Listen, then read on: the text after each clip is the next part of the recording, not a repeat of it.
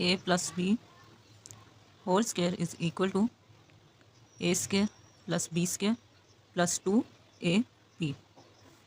इसी तरह A minus B whole square is equal to A square plus B square minus 2ab।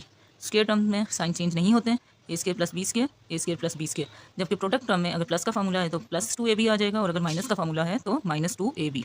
इसी तरह A minus B A plus B is equal to A square minus B square. अगर एक बार plus के साथ लिखें और एक बार माइनस के साथ लिखें तो वो हमेशा हमारा फार्मूला होता है A square minus B square के इक्वल। 3 वैल्यूज़ हैं, A plus B plus C whole का square is equal to A square plus B square plus C square plus 2 into A B plus B C plus C